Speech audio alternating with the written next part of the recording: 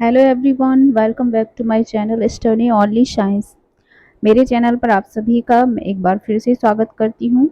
MP TET शिक्षक भर्ती चयन परीक्षा 2024 की तैयारी कर रहे विद्यार्थियों के लिए ये क्लास है, स्पेशली वर्ग 2 के लिए, जिसका सब्जेक्ट साइंस होगा या साइंस का जो एमपी टेट वर्ग 2 का पेपर देने वाले हैं उन लोगों के लिए मैं टॉपिक वाइज यहाँ पर एमसीक्यूज करा रही हूँ। तो क्लास को ध्यान से देखिए। और ये हमारी आज की जो क्लास है ये 33 नंबर की है, यानी कि इसके पहले हम 32 क्लासेस करा चुके हैं और साइंस की पेडागोजी भी मैं यहाँ पे करा रही हूँ, जिसकी 2 क्लासेस हो चुकी हैं। अगर आपने नहीं देखी है तो चैनल पे प्लेलिस्ट में जाके आप चेक कर सकते हैं, और अगर आपको प्लेलिस्ट का लिंक चाहिए तो डिस्क्रिप्शन में दे दूँगी।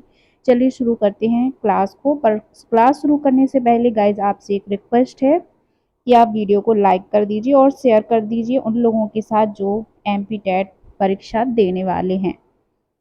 चलिए शुरू करते हैं। पहला प्रश्न है, एक बल F किसी क्षेत्र A पर लग रहा है। यदि बल को चौगुना तथा क्षेत्र को आधा कर दें तो दाब प्रारंभिक दाब होगा।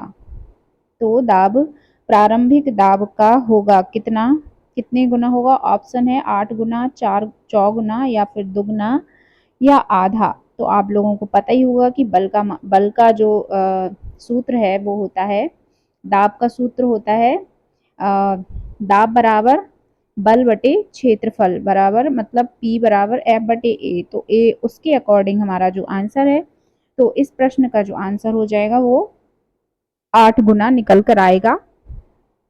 तो इसका आंसर राइट हो जाएगा ऑप्शन नंबर ए। अगला प्रश्न है, समान गहराई पर निम्न तरल पदार्थों में से किसके कारण तल पर दाब अधिक होगा? किसके कारण तल पर दाब अधिक होगा? केरोसिन तेल, शुद्ध पानी, समुद्री पानी या पारा? तो समान गहराई पर निम्न तरल पदार्थों में से किसके कारण तल पर दाब अधिकतम होगा? तो ये होगा पारा। ठीक है, क्योंकि पारा अर्ध ठोस अवस्था में होता है।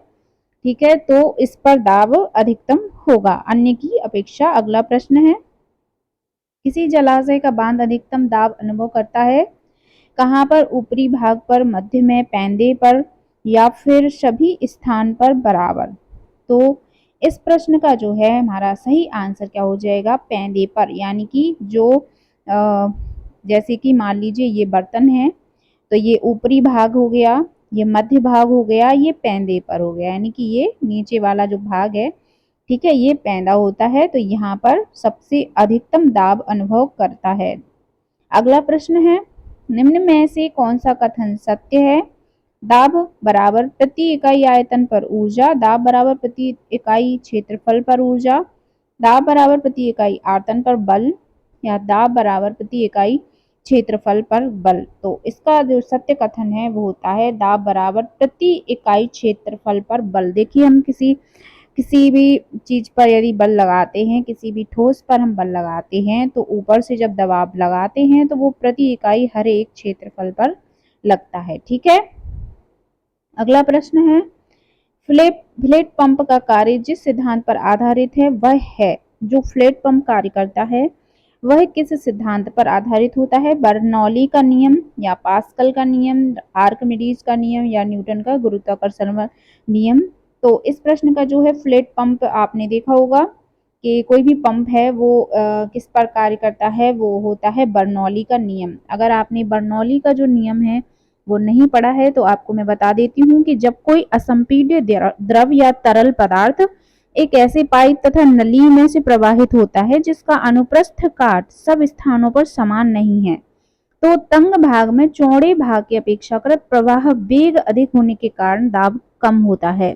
जैसे पिचकारी से, जैसे हम आपको एक एग्जाम्पल देते हैं कि पिचकारी से निकलने वाले द्रव का वेग, फ्लैट पंप की कार्य प्रणाली एवं वायु का वायु पक्षक आदि में बर्नौली का नियम लगता है। तो यहाँ पर हमारा जो आंसर हो जाएगा बर्नौली का नियम पर आधारित होता है फ्लैट पंप।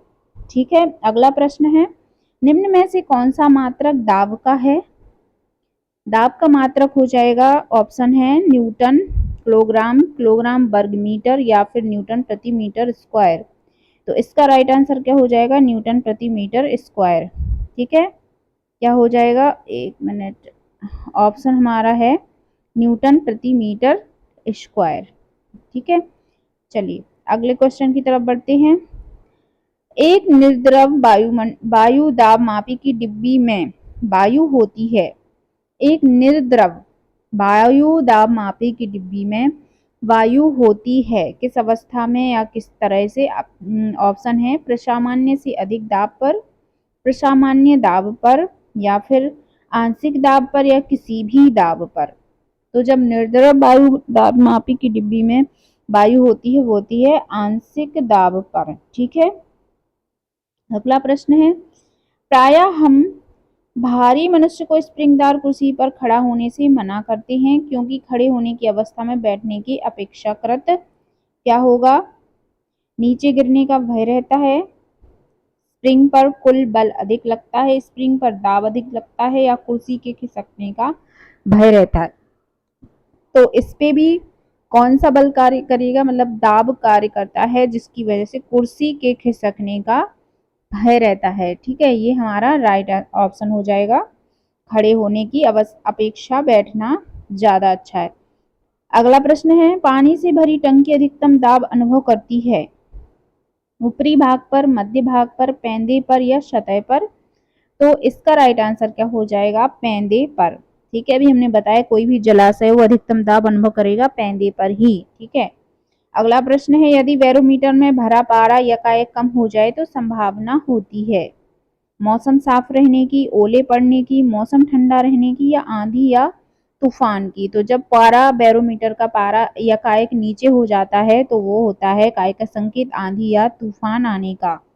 ठीक है, अगला प्रश्न है, यदि किसी दाब मापी में पानी की एक बूंद प्रविष्ट करा दी जाए तो पारे के स्तंभ की ऊंचाई है, यदि किसी दाब मापी में पानी की एक बूंद प्रविष्ट करा दी जाए तो पारे के स्तंभ की ऊंचाई क्या हो जाएगी? तो इसके ऑप्शन है घट जाएगी, बढ़ जाएगी, पहले घटेगी, या अपरिवर्तित रहेगी। तो इसका आंसर क्या हो जाएगा कि घट जाएगी। यदि हम पारे में पानी की बूंद डाल देते हैं तो स्तंभ की ऊंचाई जो है वो घट जाएगी। अगला प्रश्न है, यदि किसी द्रव के स्तंभ की ऊंचाई h, घनत्व d तथा गुरुत्वीय त्वरण g हो तो द्रव के तल पर दाब होगा। इसका एक सूत्र बनेगा, एच डी जी हो जाएगा, या फिर एच जी प्रति डी हो जाएगा, या एच डी प्रति जी हो जाएगा, या 1 हो जाएगा। तो इसका आंसर जो हो जाएगा कि स्तंभ की ऊंचाई h है, घनत्व d है तथा गुरुत्वीय त्वरण g है तो द्रव के तल पर दाब होता है। तो इसका सूत्र होता है एच डी जी। इसके माध्यम से कि ये वाला एक प्रश्न है कि कुल दाब बराबर जो होता है P बराबर एच डी जी। ठीक है, अगला प्रश्न है, अगले प्रश्न की तरफ बढ़ते हैं। 13वां, पेड़ पर लगा फल जब टूटकर नीचे गिरता है तो उसकी गति होती है यदृच्छ गति, सरल रेखीय गति, वृत्ताकार गति, या आवर्त गति।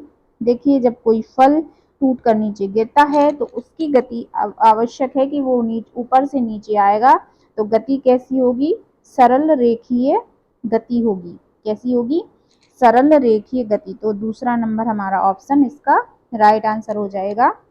अगला प्रश्न है, वृत्ताकार गति का उदाहरण है ट्रेन की गति, सुई, घड़ी की सुई की गति, तितली की गति, या सितार के तार की गति। तो देखिए, आप लोगों को पता ही होगा कि वृत्ताकार सुई की, घड़ी की सुई ही घूमती है, तो घड़ी की सुई की गति वृत्ताकार गति का एग्जाम्पल हो जाएगा। अगला प्रश्न है, इकाई समय में तय की गई दूरी को कहते हैं चाल, त्वरण, वेग, विस्थापन। तो 15वें प्रश्न का जो आंसर है कि इकाई समय में तय की गई दूरी को हम चाल कहते हैं। ठीक है, चाल बराबर दूरी बटे समय, ये इसका सूत्र होता है। अगला प्रश्न है,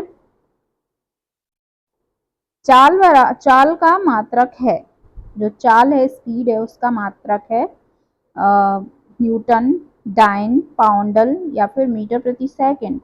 तो चाल का हमारा जो मात्रक है वो होता है मीटर प्रति सेकंड। ठीक है, अगला प्रश्न है, यदि विस्थापन का मान तय की गई दूरी के समान है तो निम्न में से कौन सी स्थिति संभव है? वृत्त में गति, सरल रेखा में एक ही दिशा में गति, आवर्त गति या यदृक्ष गति। तो जब विस्थापन का मान तय की गई दूरी के समान है, तो निम्न में से कौन सी स्थिति संभव है? तो इसका हमें आंसर बताना है। तो ये संभव है सरल रेखा में एक ही दिशा में गति। ठीक है, तो विस्थापन का मान तय की गई दूरी के समान होगा। अगला प्रश्न है,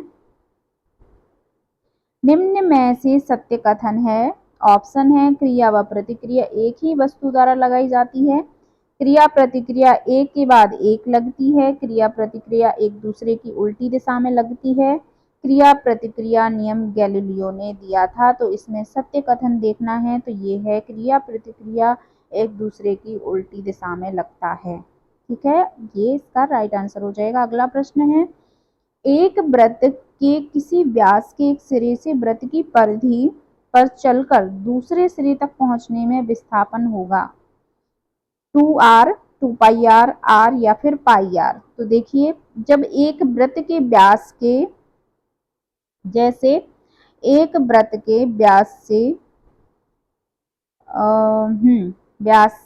जब व्यास से हम एक सिरे से वृत्त की परिधि पर चलकर पूरा चक्कर दूसरे सिरे तक लगाने पहुंचने में जो विस्थापन होगा वो क्या होगा, उसका मान, तो वो हो जाएगा 2r के बराबर। ठीक है, 2r के बराबर। अगला प्रश्न है, चलते ट्रक को रोकना कठिन है, यह कथन किस नियम को प्रतिपादित करता है? गति का दूसरा नियम, न्यूटन का गुरुत्वाकर्षण का नियम, गति का तीसरा नियम या जड़त्व का नियम। जब चलते ट्रक को रोकना कठिन है, यह कथन किस पर आधारित है, किस नियम पर? तो ये है जड़त्व का नियम। ठीक है, अगला प्रश्न है, स्थानांतरीय गति में न्यूटन का तृतीय नियम प्राप्त किया जा सकता है। ऑप्शन है, न्यूटन के प्रथम नियम से, संवेग संरक्षण के नियम से, द्रव्यमान संरक्षण के नियम से या गतिज ऊर्जा संरक्षण नियम से। तो इसका जो आंसर है वो सही क्या हो जाएगा? जब स्थानांतरीय गति में न्यूटन का तृतीय नियम किससे प्राप्त करेंगे? संवेग संरक्षण के नियम से। ये हमारा राइट आंसर हो जाएगा। चलिए बढ़ते हैं अगले प्रश्न की तरफ। मुक्त पिंड वह होता है, जो मुक्त पिंड है वह होता है, ऑप्शन है, जिस पर केवल गुरुत्वीय बल कार्य करता है, जो दिक् में कहीं भी गति करने के लिए स्वतंत्र है, जिस पर कोई बल कार्य नहीं करता है, जिसकी स्थितिज ऊर्जा अनंत होती है। तो गाइज इसका जो आंसर है, मुक्त पिंड वह होता है जिस पर केवल गुरुत्वीय बल कार्य करता है। ठीक है, केवल गुरुत्वीय बल ही कार्य करे वो मुक्त पिंड है। जैसे आसमान से कोई चीज वस्तु नीचे आ रही है धरती पर, तो वो मुक्त पिंड की तरह नीचे आएगी, लेकिन उस पर केवल गुरुत्वाकर्षण बल कार्य करेगा तभी वो नीचे आता है। अगला प्रश्न है, कार के त्वरण का परिमाप अधिकतम होता है ब्रेक लगने पर, एक्सीलेटर दबाने पर, या फिर कार स्टार्ट करने पर, या कार बंद करने पर। तो कार के त्वरण का परिमाप जब अधिकतम कब होता है? ब्रेक लगने पर। ठीक है, ब्रेक लगने पर। याद रखिएगा, जो फिजिक्स के क्वेश्चन है वो इनमें से आ सकते हैं, ये टॉपिक इम्पोर्टेंट है। अगला प्रश्न है, यदि किसी साइकिल का पहिया अक्ष के प्रति घूर्णन कर रहा हो तो उसकी गति होगी शुद्ध स्थानांतरित गति, शुद्ध घूर्णन गति, शुद्ध दोलन गति, एक विमीय गति। तो गाइज इस प्रश्न का जो है आंसर दीजिएगा। इसका राइट आंसर क्या हो जाएगा? शुद्ध घूर्णन गति। ठीक है, एक साइकिल का पहिया है, अक्ष के प्रति घूर्णन कर रहा है, तो उसकी गति हो जाएगी शुद्ध घूर्णन गति। अगला प्रश्न है, इसका आंसर दीजिए। घड़ी की सेकंड की सुई का कोणीय वेग कितना होगा? ऑप्शन है π/30, π/60, π/90 या π/70। तो देखिए, जब घड़ी की सुई का जो इसका सूत्र निकालेंगे तो ये क्या हो जाएगा? घड़ी की सेकंड की सुई एक चक्र में 60 सेकंड का समय लेगी, 60 सेकंड का। ठीक है, 60 सेकंड का समय लेती है, तो एक पूर्ण चक्र में कोणीय विस्थापन का मान क्या होता है? 2π रेडियन। ठीक है, रेडियन। अब देखिए, जब इसका कोणीय वेग बराबर क्या हो जाएगा? 2π बटे जो हमारा एक सेकंड है वो 60 सेकंड, तो इसका आंसर क्या हो जाएगा? π/60। 30 रेडियन प्रति सेकेंड, रेडियन प्रति सेकेंड। तो इसका आंसर जो है हमारा क्या हो जाएगा, पाई बटे 60। ठीक है, पाई बटे 60 हमारा राइट ऑप्शन हो जाएगा। अगला प्रश्न है, कोणीय विस्थापन को किसमें व्यक्त किया जाता है, कोणीय विस्थापन को किसमें व्यक्त किया जाता है। ऑप्शन है मीटर, फीट, इंच या रेडियन। तो जो कोणीय विस्थापन है उसको रेडियन में व्यक्त किया जाता है। ठीक है, अगला प्रश्न है, वृत्ताकार गति में गति की दिशा सदैव परिवर्तित होती है, समय के बाद परिवर्तित होता है, कभी नहीं बदलती है या स्थिर रहती है। तो जो वृत्ताकार गति में गति की दिशा होती है वो सदैव परिवर्तित होती है। ठीक है, गति की दिशा सदैव परिवर्तित होती है। कोई पिंड वृत्ताकार गति कर रहा है तो उसकी दिशा हमेशा बदलती रहती है। अगला प्रश्न है और आखिरी प्रश्न है, इसको ध्यान दीजिएगा। अंतरराष्ट्रीय मानक में कोणीय त्वरण की इकाई क्या है, प्रति सेकंड डिग्री, डिग्री प्रति सेकंड वर्ग, रेडियन प्रति सेकंड या फिर रेडियन प्रति वर्ग सेकंड। तो इसका राइट आंसर क्या हो जाएगा, अंतरराष्ट्रीय मानक में कोणीय त्वरण की इकाई होती है रेडियन प्रति वर्ग सेकंड। ठीक है, तो गाइज ये थी आज की हमारी क्लास। आई होप आप लोगों को ये प्रश्न समझ में आए होंगे या फिर आप लोगों ने इनको नोट कर लिया होगा, क्योंकि एग्जाम में इनमें से कोई भी क्वेश्चन आ सकता है। यदि आप लोगों को इससे भी, इस टॉपिक से रिलेटेड और भी एमसीक्यूज करवाने हैं तो आप मुझे कमेंट कर सकते हैं। मैं और भी कोशिश करूँगी कि मैं इसके अलावा और भी क्वेश्चंस इस टॉपिक से लेकर आऊँ। तो चलिए मिलते हैं अगली क्लास में, तब तक के लिए सभी को गुड नाइट, टेक केयर।